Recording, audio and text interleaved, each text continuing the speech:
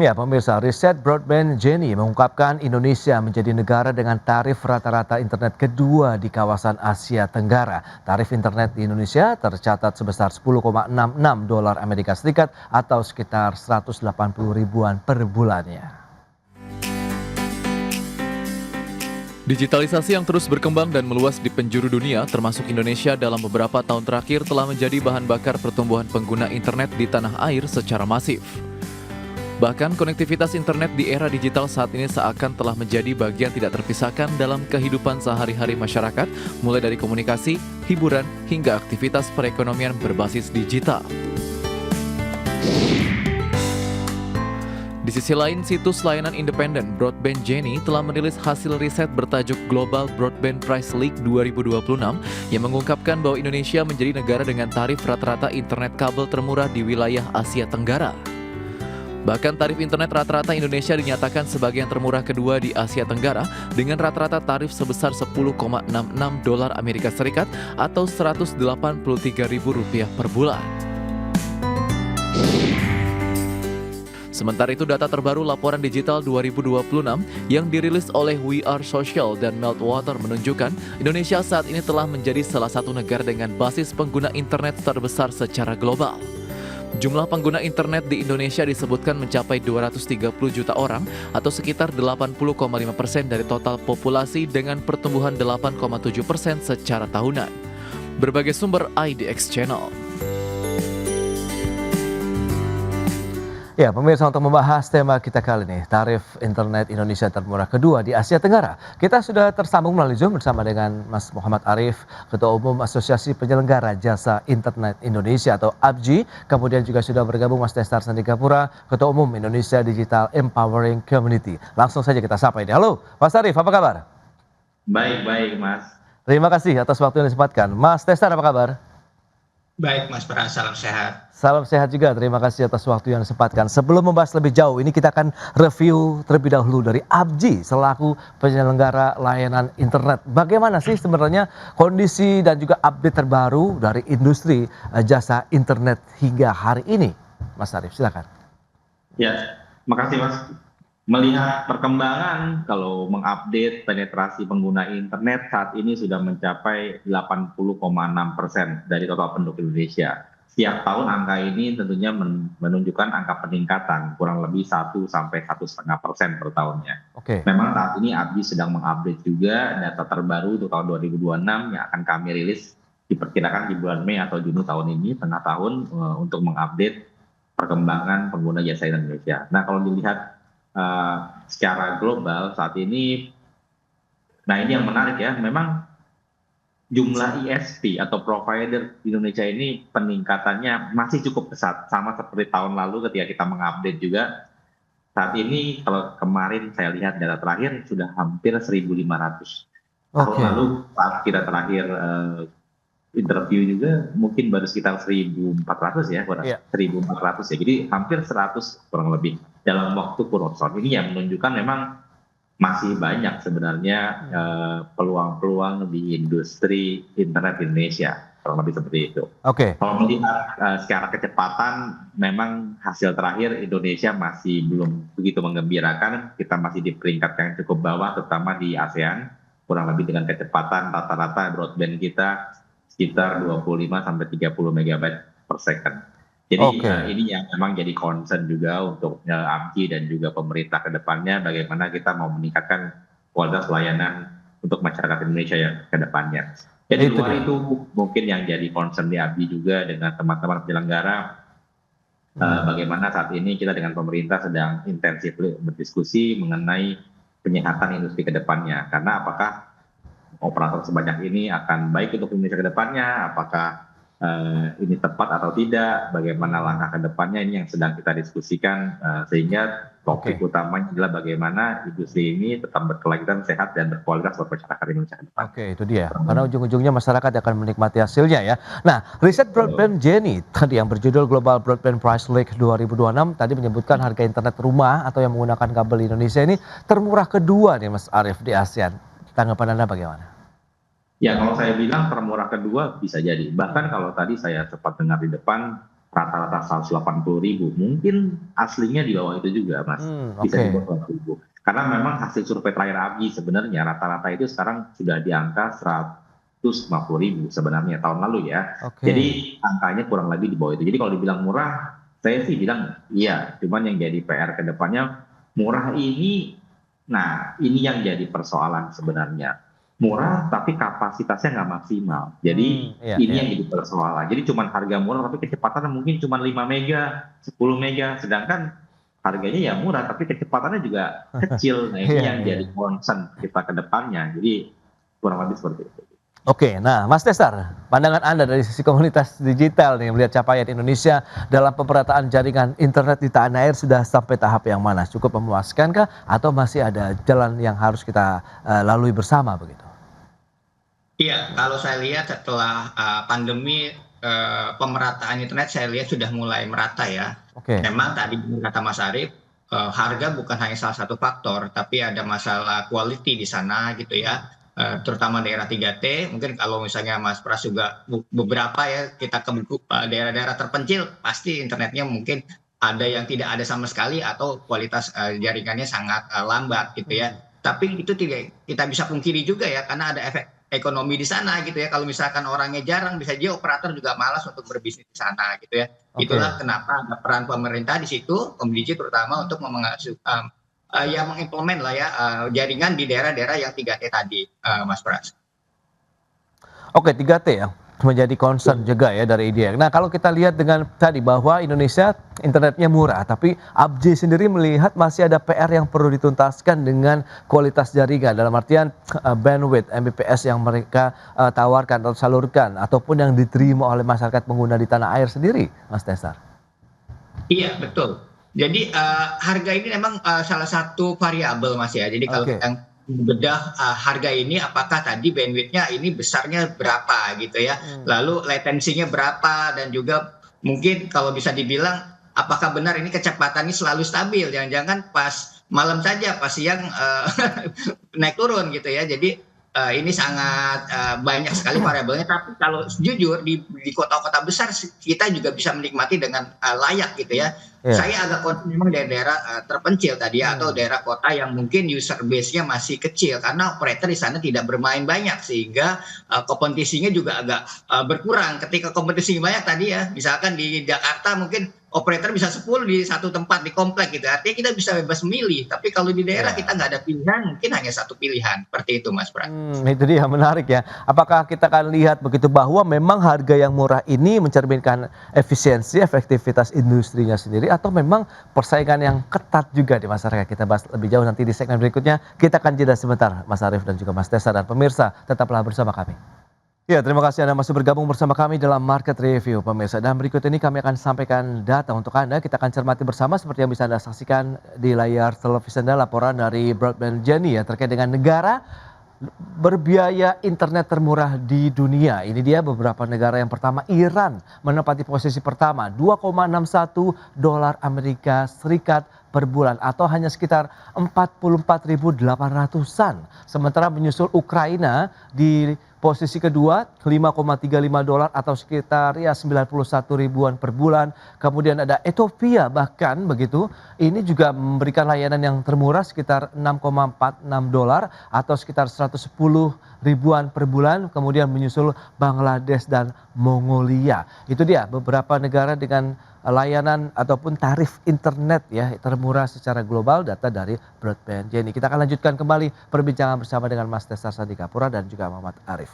Ya, Pak Arief, dengan beberapa informasi tadi yang sudah disampaikan ini menarik. Lantas bagaimana? Apakah Anda melihat begitu bahwa ya riset tadi yang sudah disampaikan bahwa Indonesia berada di posisi kedua termurah di kawasan Asia dan juga ada beberapa negara lain yang bahkan tadi mungkin kita tidak duga ya termurah juga di secara global. Ada Ethiopia begitu di sana, kemudian Iran menempati posisi pertama. Lantas bagaimana dengan Indonesia sendiri? Apakah memang ketatnya persaingan di industri ini atau ada trigger lain sebenarnya begitu Mas?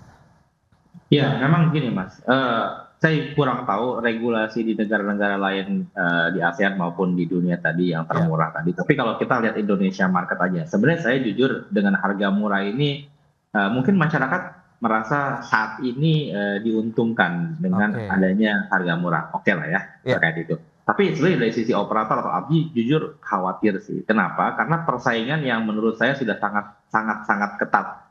Sehingga Oke. operator sendiri susah memiliki nafas untuk berkembang atau mengalih fungsikan ke teknologi terbaru atau investasi Oke. baru lagi. Ini yang saya khawatirkan. Jadi khawatirnya harga segitu oke, tapi terus-terusan segitu bahaya untuk kedepannya karena tadi karena marginnya semakin tipis ketika ada teknologi baru apa baru kita nggak bisa mengupgrade perangkat-perangkat kita atau Iya. mengekspansi lagi karena udah dananya kurang kan ya dan jadi kita akan terus kalah nih di kecepatan dan kualitas itu sih yang saya khawatirin sebenarnya ke depan makanya tadi kalau saya Oke. bilang di depan kita dan pemerintah ya fokusnya itu penyehatan industri karena ya tadi kalau industrinya cuma murah doang, tapi nggak berkualitas juga buat apa ke depannya? Ini juga bukan itu Mmm. kan tujuan yang kita inginkan sebenarnya. Itu sih Menarik. Mas. Anda katakan tadi penyihatan industri begitu untuk menjaga competitiveness sendiri begitu ya di sektor layanan internet sendiri. Nah, seperti apa sih kalau kita bicara mengenai penyihatan industri yang diharapkan dari teman-teman,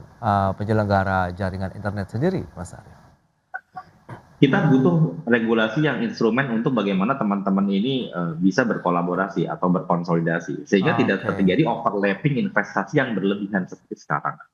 Saya Mmm. bilang tadi kalau dibilang tiang banyak, kabel banyak, sebenarnya karena regulasinya sendiri nggak menaungi hal tersebut sehingga teman-teman penyelenggara ini yang mau nggak mau untuk menjaga komitmen mereka, mereka harus gelar dan gelar. Sedangkan sebenarnya trennya udah nggak seperti itu.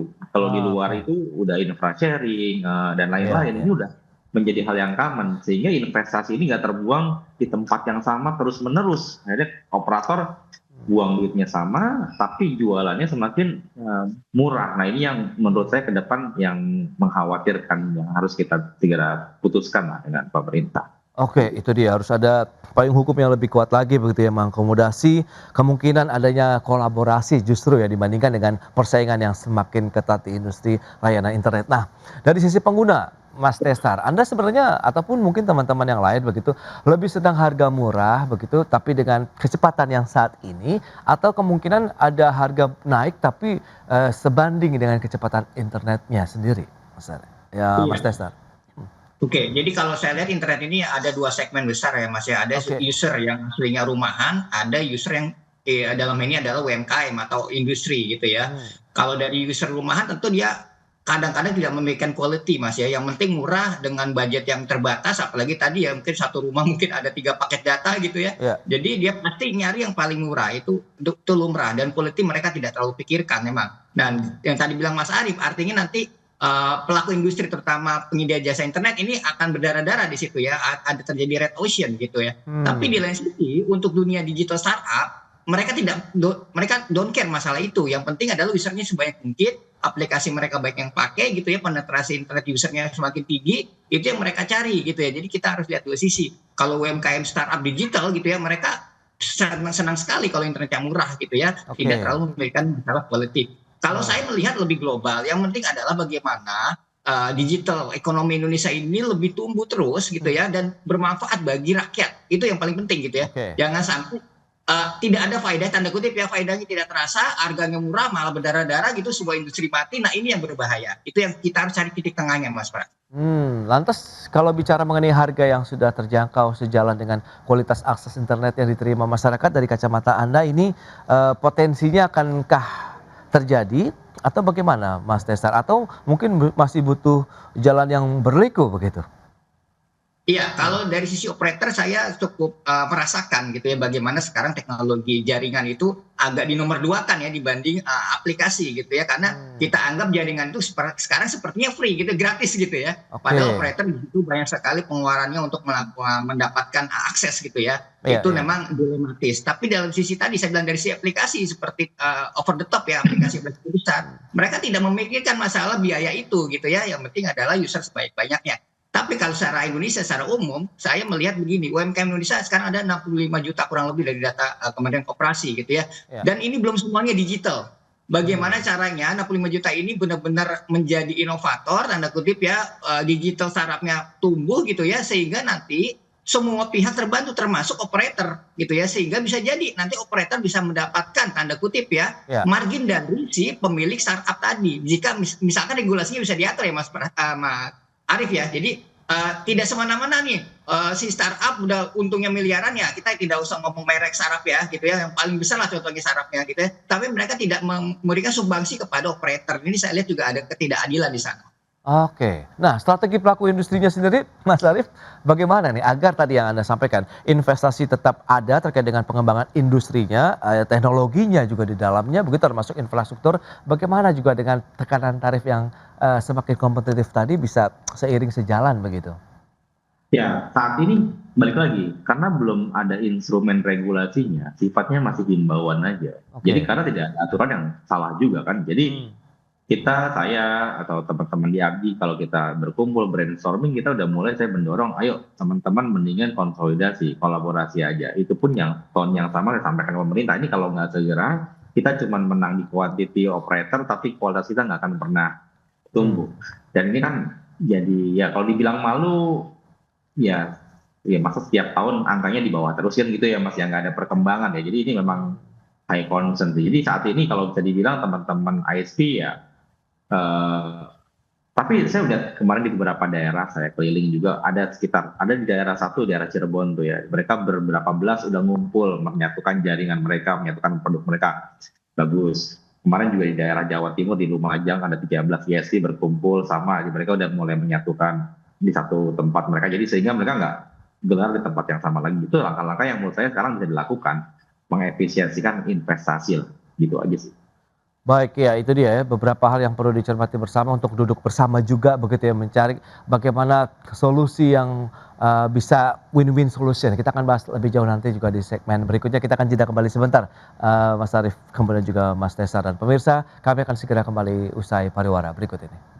Ya, terima kasih Anda masih bergabung bersama kami dan kita akan lanjutkan kembali perbincangan menarik ini bersama dengan Mas Muhammad Arief, beliau adalah Ketua Umum Asosiasi Penyelenggara Jasa Internet Indonesia, kemudian juga ada Mas Tesar Sandikapura, beliau adalah Ketua Umum Indonesia Digital Empowering Community. Nah, bicara mengenai beberapa poin yang tadi sudah disampaikan begitu ya, tantangannya masih ada terkait dengan bagaimana mengkolaborasikan para penyelenggara internet begitu untuk bisa mungkin berada dalam satu kesatuan yang lebih kuat lagi untuk bisa membangun industri internet secara nasional begitu ya di Indonesia. Nah, kalau Mas Tesar sendiri melihat bagaimana? Apakah memang sejauh ini begitu masih ada kelompok masyarakat yang belum merasakan manfaat dari tarif internet yang relatif murah ini? Kemudian tantangannya di mana? Kemudian apakah ada kesenjangan antara akses internet antar wilayah perkotaan dan daerah pelosok di tengah tarif yang kompetitif ini? Mas Tesar. Iya. Baik, Mas Pras. Jadi memang internet ini kan aksesnya kan ada beberapa gaya ya, ada yang kabel gitu ya, ada yang lewat operator mobile gitu kan, atau yang lewat USB seperti itu ya.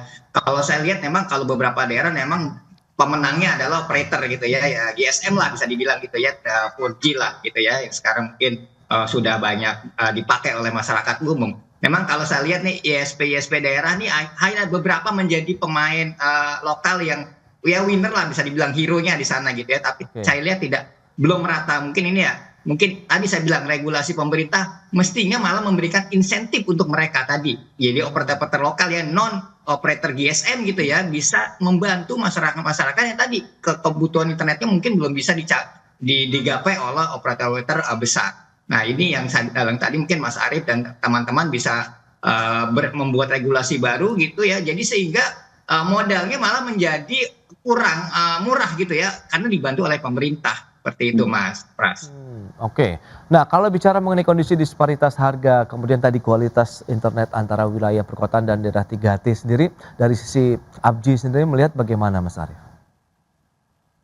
Ya, itu hal yang tidak bisa kita hindari ya. Tadi saya sampaikan, pertama masyarakatnya kan nggak banyak, jadi economical skill-nya nggak masuk. Kadang-kadang teman-teman operator mengongkos menggelarnya Mas di daerah yang jauh dengan yang di perkotaan lebih mahal yang jauh. Ongkos transportnya, biaya orangnya, biaya backbone-nya, sedangkan di sana masyarakatnya nggak banyak, jadi economical skill-nya nggak akan sama dengan yang di perkotaan. Ini satu yang menyulitkan juga. Jadi memang skema-skema insentif atau subsidi silang sebenarnya antara yang mau teman-teman yang mau ngelar di perkotaan dan juga yang di area non komersial saya sebutnya, itu sebenarnya baiknya kalau ada itu sangat membantu untuk penetrasi tadi. Tapi kalau memang disamakan ya susah, pasti sampai kapanpun akan berat ya teman-teman operator untuk penetrasi sampai ke jauh-jauh ke dalam sana. Risiko perang harga tadi bagaimana di industri internet atau ini akan justru merugikan konsumen dalam jangka panjang kah atau bagaimana Mas Arif? Kalau perang harga saat ini ya itu udah hal yang sangat tidak bisa dihindari di industri kita ya. Bisa dibilang di Pulau Jawa saja jumlah ISP ini lebih dari 900 Mas. Wow, oke. Jadi bisa bilang keadaannya kita setiap jengkal ada penyelenggara internet gitu. Iya. Jadi ya, mungkin saat ini dengan kebutuhan saat ini masyarakat Indonesia ngerasa ini hal yang menarik ya. Tapi kalau kita jangka panjang mungkin penggunaan kita kalau 30 mega di rumah masih oke. Karena AI belum benar-benar hadir sepenuhnya di Indonesia. Coba kalau kita lihat kalau baca tren disrupsi AI 2030 kita membutuhkan kecepatan misalnya minimal 100 mega. Sedangkan ketika itu Indonesia masih di 30-40 mega. Berarti kan kita nggak bisa benar-benar menikmati atau merasakan hype dari teknologi yang baru yang ada di dunia karena kita udah nggak punya infrastruktur dan kehabisan dana untuk kualitas itu sih. Sekarang mungkin kelihatannya masih oke, tapi berapa tahun lagi belum tentu kalau masih begini aja. Baik, nah kalau Mas Tesar melihat pengaruh tarif murah ini terhadap pertumbuhan ekonomi digital begitu, karena kan banyak sekali masyarakat yang justru ya banyak merasakan manfaatnya begitu dengan harga yang murah, kemudian mereka bisa melakukan jualan online begitu hingga saat ini baiknya untuk UMKM-nya sendiri, Mas. Ya, Mas Tesar masih di mute. Oke, kalau kita melihat dari dunia retail tentu harga murah ini sangat dicari oleh mereka gitu ya. Bahkan tadi saya bilang kecenderungannya masyarakat melihat internet ini sekarang adalah gratis. Ini Mas yang offernya ya di sana ya. Jadi mereka bisa akses internet di kafe, di daerah-daerah publik gitu ya, yang banyak memberikan akses internet gratis gitu ya.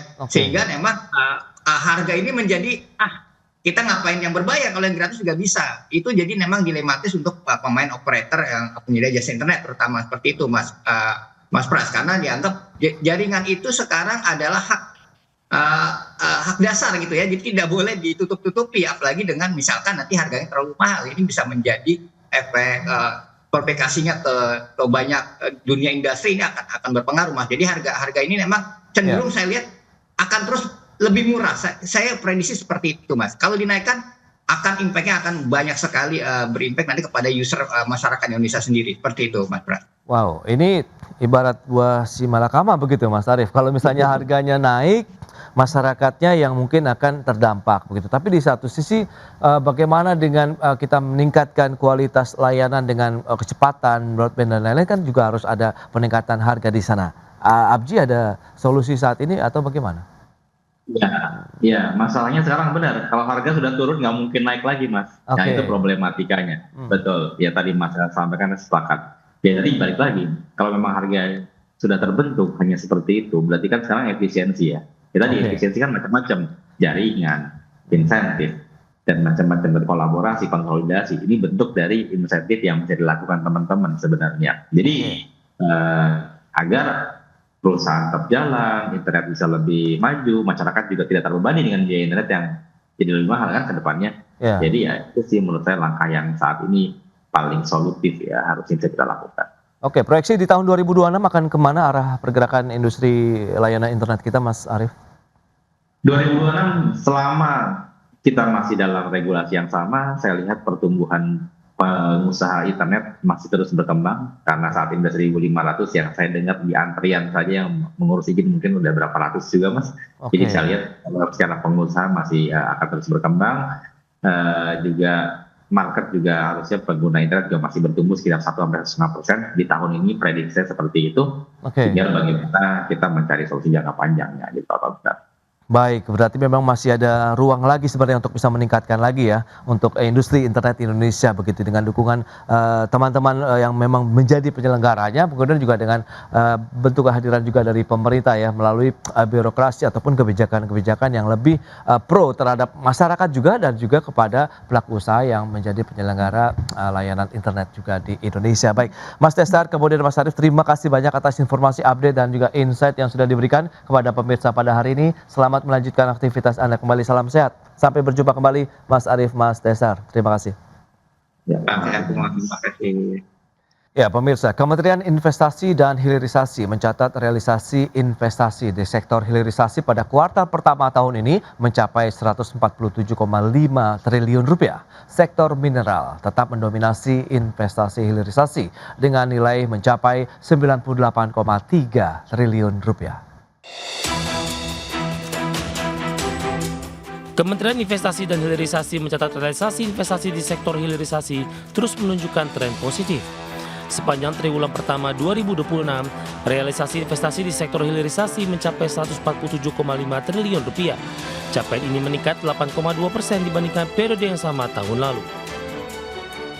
Menteri Investasi dan Hilirisasi Rosan Ruslani menyebut sektor mineral tetap mendominasi hilirisasi dengan nilai mencapai 98,3 triliun rupiah, dengan komoditas nikel yang masih menjadi primadona utama.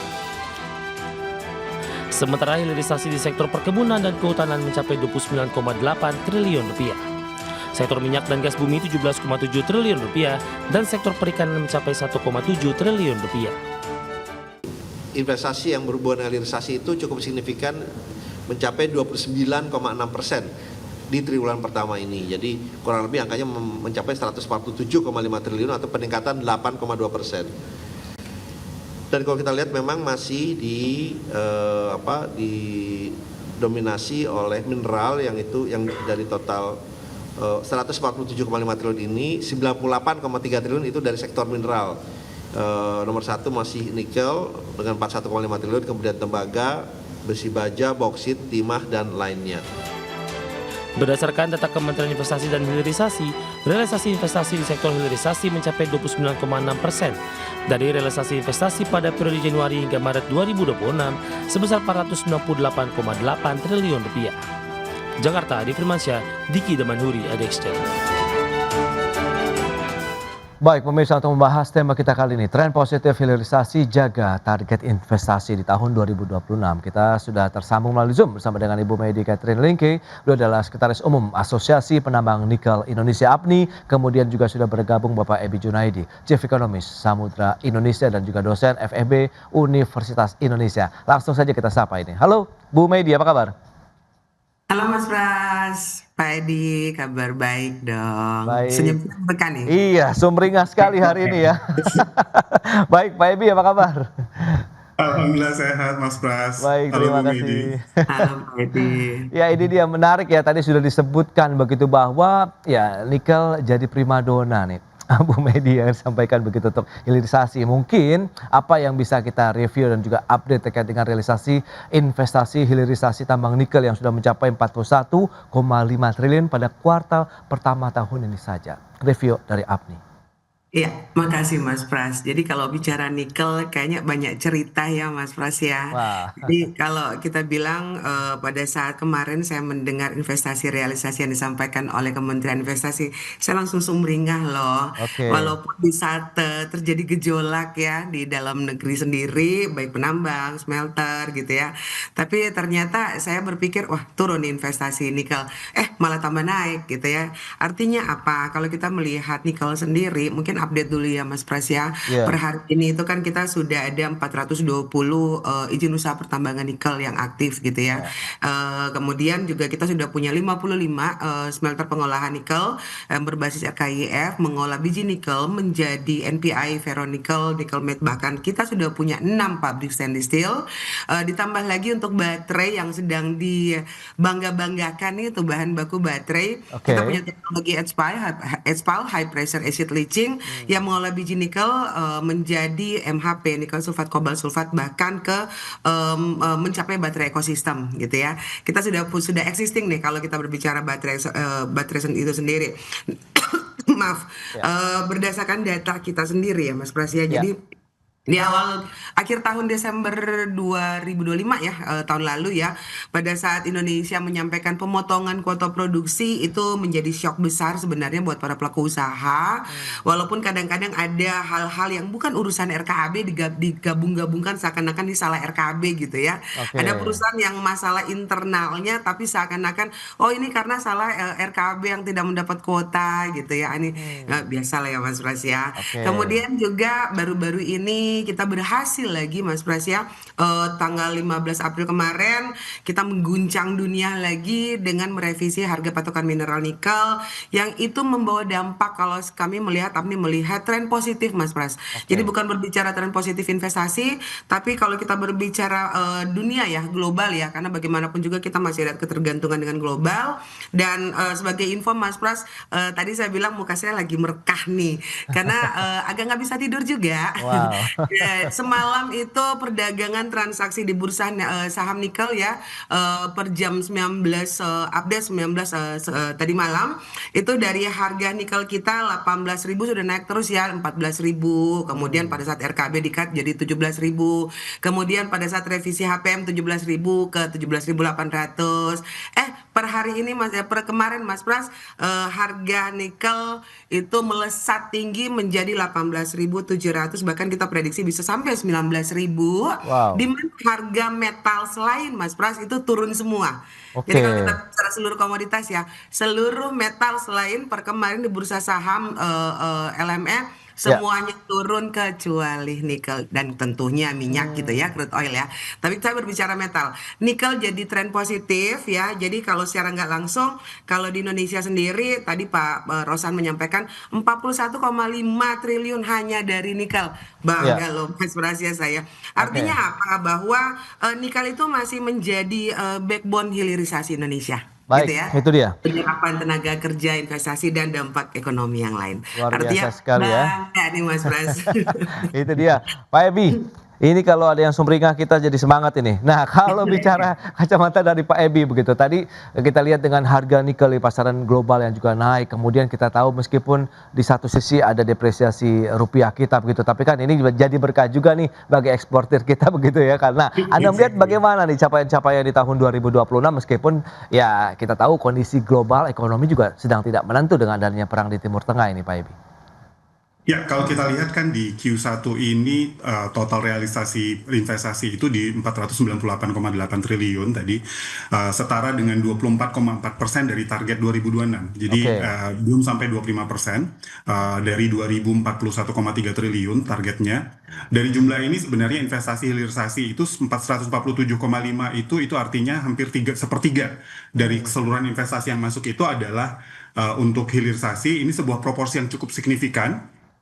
Hal menggembirakan lainnya, kalau boleh menambah euforia tadi dari Bu Medi adalah penyerapan tenaga kerjanya nih dari realisasi investasi di Q1 ini yang naik 18,9% menjadi 706.569 orang kalau kita bandingkan dengan kuartal 1 2025 gitu.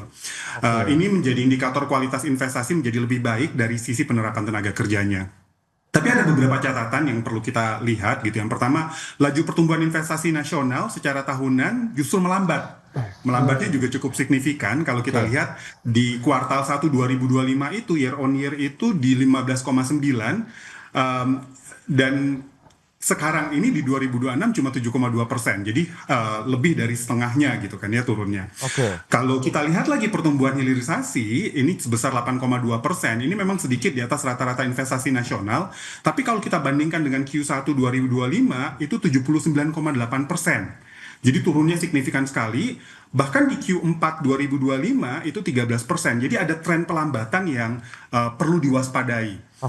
Dari sisi komposisinya kita lihat memang nikel tadi Bu Medi bilang paling dominan 41,5 triliun, diikuti tembaga, besi baja, kemudian bauksit.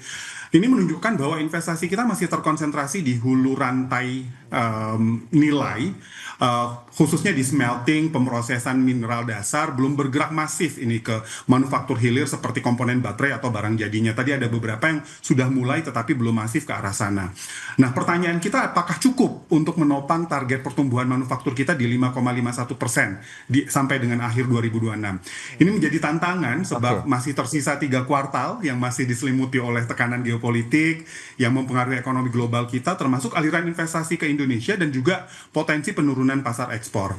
Peluangnya tetap terbuka dengan mendorong investasi hilirisasi bergerak ke yang lebih jauh ke sektor bernilai tambah tinggi tadi kalau seandainya memang sudah mulai ke baterainya dan lain-lain, dan untuk mempercepat laju pertumbuhan investasi nasional kita di kuartal-kuartal berikutnya sehingga 75,5% yang masih kurang dari target kita itu bisa terpenuhi di 3 kuartal terakhir.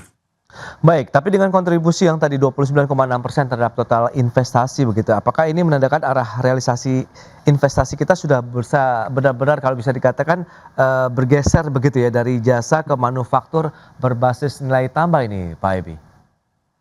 Ya, ini menarik. Kalau kita lihat data 5 besar subsektor PMDN plus PMA kita di triwulan 1 2025, ini memperlihatkan pola yang sebenarnya masih sama dengan 2025 gitu. Bahwa manufaktur hilir sejati hanya diwakili oleh satu sektor, yaitu industri logam dasarnya. Jadi kalau kita lihat industri logam dasar masih di posisi pertama dengan 69,4 triliun atau sekitar hampir 14%. Posisi ini konsisten dengan tren 2025, namun tetap didominasi smelter dan pemrosesan mineral primer. Jadi bukan produk manufaktur jadi. Kalau kita lihat 4 dari 5 besar adalah sektor non-manufaktur, jasa lainnya itu di 64,2 triliun, 12,9%, pertambangan itu di 51,9 triliun atau sekitar 10,4%, kemudian properti dan kawasan industri itu di hampir 10%, kemudian transportasi di 9,1%. Totalnya sendiri itu sekitar 42% itu dari investasi dari total investasi nasional. Dengan kata lain sebenarnya tidak ada satupun sektor manufaktur hilir strategis yaitu elektronik, farmasi, otomotif, kemudian kimia hilir ini yang masuk di 5 besar. Nah, sebenarnya ada beberapa sektor yang cukup besar namun tidak tertangkap di top 5 kita gitu ya. Yaitu kalau kita lihat di data di kuartal 4 2025 ada industri kimia dan farmasi 37 triliun investasinya, kemudian ada industri kendaraan bermotor 12,6 triliun, industri mesin dan elektronik 11,6 triliun, dan industri-industri hilir inilah yang idealnya tumbuh lebih baik sejalan dengan hilirisasi di sektor pertambangan dan perkebunan. Menjadi catatan bahwa pemerintah juga telah menerapkan 18 proyek hilirisasi prioritas di 2026 dengan total investasinya diharapkan di 618 triliun. Yang ini juga sebenarnya menunjukkan bahwa roadmap transformasi ini memang harus dengan serius dirancang dan untuk jangka panjang gitu. Hasilnya adalah kalau kita lihat pergeseran ke manufaktur berbasis nilai tambah sudah dimulai dengan hilirisasi dalam bentuk smelter, namun transformasi ke sektor yang lebih hilir dan bernilai tambah lebih tinggi ini masih berjalan lambat dan membutuhkan dorongan kebijakan yang lebih terarah dan lebih agresif agar akhirnya hilirisasi ini tidak berhenti di pemrosesan mineral primer saja. Nah, baik, itu dia menarik nih. Bu Medi, lantas bagaimana nih kesiapan tadi? Realisasi investasi hilirnya kan udah 41,5 triliun yang tadi sudah disampaikan. Lantas bagaimana Anda melihat bahwa proses dari hilirisasi ini tidak hanya mungkin dari hulu, midstream, tapi juga mungkin sampai ke downstreamnya juga ini, Bu Medi? Ya, jadi Mas Pras, kita melihat dulu kalau kita berbicara nikel ya, kita lihat sisi demand dulu nih Mas Pras, karena kita masih ketergantungan atas global ya. Nikel sendiri ini secara dunia itu kebutuhannya hanya 3,36 metal ton di tahun ini ya, 2026. Dan sebagian besar 67% masih ke stainless steel ya, 67% masih ke stainless steel demand-nya, dan baterai hanya 15%, kemudian sisa 18% itu masih ke casting, ferroalloy dan lain-lain gitu ya. Artinya coba kita fokus kepada stainless steel. Apalagi bukan kita mengiyahkan perang ya Mas Pras ya, tapi kan karena adanya perang ini kita mendapat hikmah sebenarnya gitu kan, bahwa demand stainless steel ini akan lebih meningkat lagi ya. Bahkan kita sudah berdiskusi dengan India yang ternyata demandnya luar biasa untuk stainless steel. Nah, apa yang kita lihat di sisi ini bahwa kita mengambil momentum Mas Pras ya. Kita lihat sisi positif dulu bahwa nikel ini ke depannya menjadi tren yang luar biasa, bukan untuk baterai ya. Jadi saya tidak melihat untuk baterai ke depan karena kalau berbicara baterai kan mineral yang lain banyak ya, bukan hanya nikel, ada litium, bahkan saat ini sudah mulai ke natrium karbonat gitu ya, ke hidrogen. Ya, jadi nikel bukan the one and only untuk material baterai. Kenapa kita nggak fokus ke mayoritas demand-nya yaitu ke stainless steel? Ya, tapi yang paling penting lagi adalah hilirisasi apapun itu, besaran nilai investasi apapun itu betul-betul sudah berdampak nggak ke masyarakat Mas Pras? Yang paling penting itu, karena kan dari awal program hilirisasi adalah national interest kita meningkatkan value added. Value added itu bukan hanya untuk negara, tapi untuk masyarakat sekitar, ya. Oke. Jadi apakah pengusaha betul-betul sudah merasakan dampaknya atas investasi hilirisasi ini? Ya. Ya, komoditas dunia bergerak dinamis, gitu kan. Dan apalagi kalau kita berbicara saat ini krisis Middle East ini sangat berpengaruh juga, Mas Pras ya. Jadi kalau di tambang itu sendiri kita sedang menghadapi krisis biodiesel, ya. Harga biodiesel atau solar non subsidi ini sudah mencapai 31.000 per liter, ya di tambang itu pun kalau ada barang, Mas Pras. Masalahnya kita lagi bingung nih stoknya ada nggak. Nah, kalau di Espal sendiri, Mas Pras, itu saat ini sudah menghadapi krisis yang namanya sulfuric acid, ya. Jadi kita untuk menjadikan MHP atau mixed hydroxide precipitate itu bukan hanya nikel, ya, kita butuh sulfuric acid, dan 80% sulfuric acid itu masih dari Middle East. Nah, langkah ini saya rasa membuka peluang sebenarnya, Mas Pras ya. Kalau kita berbicara sulfuric acid, kita ini banyak gunung berapi loh, Mas Pras, terbanyak, terbesar kali ya. Jadi materialnya ada, Mbok ya, cari teknologinya sehingga saling mendukung antara industri itu sendiri dengan supporting industri itu sendiri, karena kita punya bahan bakunya. Dan yang paling penting lagi, bagaimana kita mengolah ini tapi fiskalnya kita dapat gitu, fairness, benar-benar fairness antara negaranya dapat, pengusahaan juga bisa cuan gitu kan, kita bisa menghadapi gejolak-gejolak yang terjadi secara geopolitik gitu, kita sudah siap dengan visibility tadi, kita jangan karena ada perang kita juga jadi ikutan perang internal gitu kan, untuk untuk berproduksi lebih lancar. Ini yang paling penting, Mas, karena ini yang sedang kita hadapi sih gejolaknya. Itu dia, menarik Bu Medi, dan juga Pak Ruslan sudah menyebutkan cadangan nikel ini besar adalah faktor kunci Indonesia. Lantas sejauh mana APNI memastikan juga keberlanjutan pasokannya untuk mengimbangi laju investasi hilirisasi yang semakin masif? Kita jeda terlebih dahulu ya, dan pemirsa kami akan segera kembali sesaat lagi.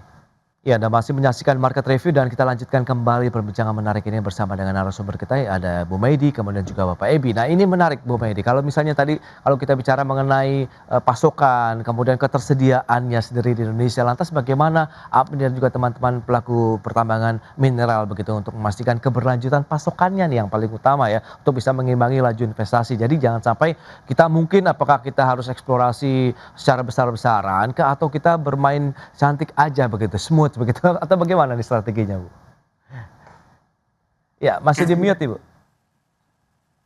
Halo. Ya, silakan. Oke, jadi Mas Pras, kalau kita melihat investasi sebenarnya kan kita sudah punya satu blueprint gitu ya, grand design ya dari awal. Jadi kalau saya mau bangun rumah, kita sudah punya mapnya, kita sudah punya desainnya gitu, sehingga tahu rumah saya kapasitasnya berapa nih. Jangan rumah bangun 10 orang yang nampung itu sampai 20 sampai 30 orang gitu kan, overloaded gitu kan. Nah, ini yang terjadi dalam investasi nikel. Dengan begitu banyaknya investasi nikel yang masuk ke Indonesia, jadi primadona kalau saya sebagai investor, karena melihat sumber bahan baku ada di Indonesia. Jadi orang berbondong-bondong datang ke Indonesia, dan pemerintah Indonesia juga menawarkan begitu banyak paket yang sangat menggiurkan kepada investor untuk berinvestasi di Indonesia. Tentu cuannya gede dong ya. Jadi kalau secara langsung itu bahwa yang kita lihat sebelum menuju ke mineral lain berkacalah kepada nikel ya. Keberhasilan investasi nikel itu tentu banyak juga luka-luka kecilnya gitu loh, Mas Pras. Satu, kita berbicara cadangan. Ya, kenapa kemarin itu pemerintah meng-cut RKB? Ya, jadi tahun kemarin di akhir tahun 2025 setelah kita diskusi, wah ini nggak bisa nih, dari Indonesia kita oversupply terus. Artinya apa? Pemerintah harus bersinergi antara Kementerian SDM, Kementerian Investasi, Kementerian Perindustrian dalam rangka mengundang investasi. Cadangan kita ini mampunya seberapa gitu ya. Jadi kita jangan jor-joran nih, Mas Pras, bahaya kita sendiri ya. Jadi saat ini kita berbicara sustainability. Bagaimana kita mau sustainability kalau investasi masuk terus tapi cadangannya nggak mumpuni. Kebutuhan nikel sendiri untuk domestik, Mas Pras, itu sudah 320 sampai 350 juta ton per tahun ya. Kita bicara 300 juta aja, 300 juta ton per tahun. Waduh, ini bisa bolong-bolong nih ke depannya nanti gitu kan. Artinya apa? Kita sendiri bahkan sudah import, Mas Pras. Per tahun kemarinnya sudah 10,5 juta. Tahun 2024, 2025 sudah 15 juta lebih. Tahun ini ya untung ada krisis juga ya. Jadi Filipina juga nggak bisa all out produksi ya. Target kita 25 juta, saya nggak yakin bisa tercapai import 25 juta dari Filipina. Nah, dari sini kita melihat bahwa ada PR-PR yang harus kita diskusi bersama nih, seluruh stakeholder, bukan hanya pemerintah, pelakunya juga dong, gitu kan. Di mana satu, bagaimana kita membuka lokasi-lokasi wilayah areal baru, gitu kan. Nah, yang kedua, bagaimana wilayah-wilayah yang kita tambang ini, Mas Pras, kita berbicara sustainability. Sekarang saya nggak berbicara volume lagi, kita sudah menguasai dunia 65%. Ya, secara global kita ada OPEC sendirian, bukan OPEC gabungan, OPEC sendirian untuk nikel. Artinya kita sudah jadi price maker, kita sudah jadi controller untuk nikel. Nah, artinya Indonesia punya posisi yang unik ya, bukan unggul lagi, unik untuk menentukan masa depan nikel. Satu, kita jaga cadangan. Kedua, kita kontrol produksi. Ketiga, kontrol produksi bukan hanya berdampak di Indonesia, tapi kontrol produksi untuk saat kedepannya. Harganya membuat kita balancing gitu ya. Per kemarin INSG per 2 hari yang lalu di Lisbon menyampaikan bahwa posisi Indonesia sudah membuat minus 1%, artinya sudah balance. Kalau tahun kemarin kita masih oversupply 261 ribu kiloton karena kondisi Indonesia dengan pemotongan produksi dari RKB, kemudian kita merevisi formula harga. Per hari ini Mas Pras, jadi dalam 10 tahun terakhir Indonesia berhasil membuat demand supply dunia untuk nikel balance ya. Baru terjadi kemarin. Nah, ini masih banyak PR Mas. Itu dia. Jadi bukan volume lagi yang kita ubah, value dari nikel itu sendiri. Alright, itu dia. Menarik ya Pak Ebi kalau bisa kita lihat capaian-capaian yang sudah disampaikan Bu Maidi dari sektor mineral sendiri. Nah, Anda melihat bagaimana, seberapa besar kalau kita bicara mengenai, karena kan Indonesia bergantung untuk eksportasi, mendapatkan pendapatan negara kan dari sistem pertambangan, tidak hanya nikel saja begitu, tapi kan ada beberapa komoditas lainnya. Bagaimana Anda melihat perspektif stabilitas untuk ekonomi kita jangka panjang begitu dengan sektor-sektor ataupun industri-industri jenis tambang lainnya begitu? I think I have to second pendapat dari Bu Maidi tadi gitu ya, bahwasanya nikel tuh menyerap hilirisasi itu besar, dan kemudian kalau kita lihat Indonesia memegang 42% cadangan nikel dunia gitu. Ini menjadikan penopang FDI kita terbesar yang masuk ke Indonesia.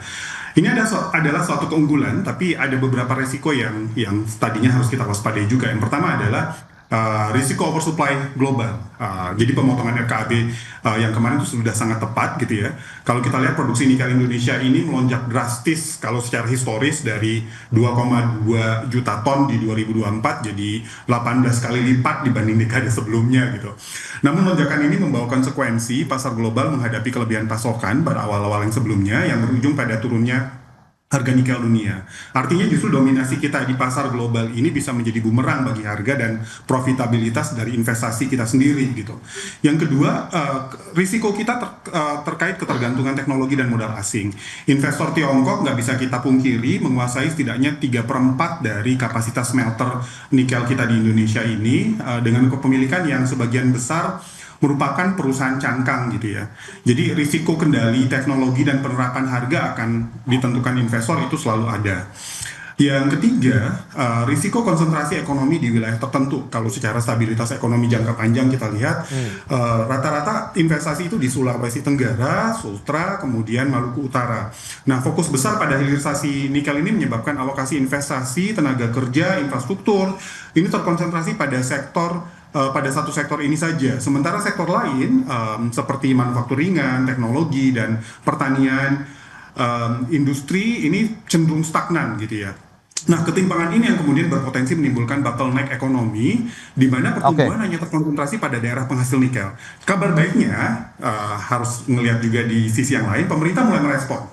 Indonesia mulai memiliki PP 28 2025 yang membatasi pembangunan smelter baru, terutama nikel pig iron dan ferronikel sebagai langkah pengendali produksi ini. Dan kemudian di 2026 hilirisasi akan diperluas ke komoditi yang lebih luas lagi seperti bauksit, tembaga, timah. Ini adalah sinyal diversifikasi yang sudah tepat. Karena itu, untuk menjaga stabilitas jangka panjang, kita membutuhkan diversifikasi komoditas hilirisasi yang lebih seimbang, kemudian penguasaan teknologi domestik, dan strategi yang memastikan nilai tambah tidak hanya terciptanya di Indonesia, tapi juga dikuasai oleh orang Indonesia. Mungkin itu yang menjadi penting.